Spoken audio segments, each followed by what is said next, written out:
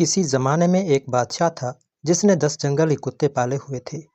اس کے وزیروں میں سے جب بھی کوئی وزیر غلطی کرتا، بادشاہ اسے ان کتوں کے آگے پھینکوا دیتا تاکہ اس کی بوٹیاں نوچ نوچ کر مار دیں۔ ایک بار بادشاہ کے ایک خاص وزیر نے بادشاہ کو غلط مشورہ دے دیا جو بادشاہ کو پسند نہیں آیا۔ اس نے فیصلہ سنایا کہ وزیر کو کتوں کے آگے پھینک دیا جائے۔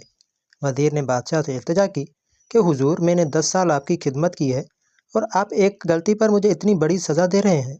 آپ کا حکم سر آنکھوں پر، لیکن میری بے لوث خدمت کے عوض مجھے آپ صرف 10 دنوں کی مہلت دے دیں، پھر بلا شبہ مجھے کتوں میں پھینکوا دیں۔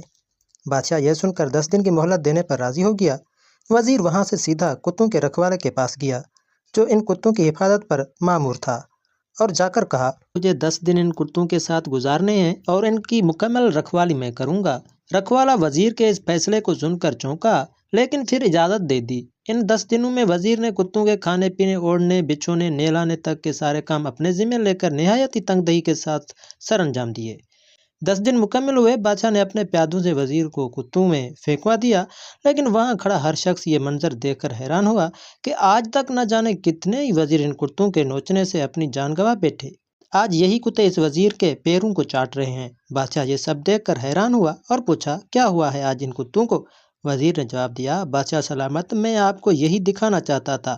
میں نے صرف 10 دن ان کتوں کی خدمت کی اور یہ میرے ان 10 دنوں میں کیے گئے احسانات بھول نہیں پا رہے، اور یہاں اپنی زندگی کے 10 سال آپ کی خدمت کرنے میں دن رات ایک کر دیے، لیکن آپ نے میری ایک غلطی پر میری ساری زندگی کی خدمت کو پس پشت ڈال دیا۔ بادشاہ کو شدت سے اپنی غلطی کا احساس ہوا۔ غلطی ہر انسان سے ہوتی ہے، اس لیے اسے انسان کہا جاتا ہے۔ اگر غلطی نہ کرے تو اسے فرشتہ کہا جاتا ہے۔ اس لیے اپنی غلطیوں کو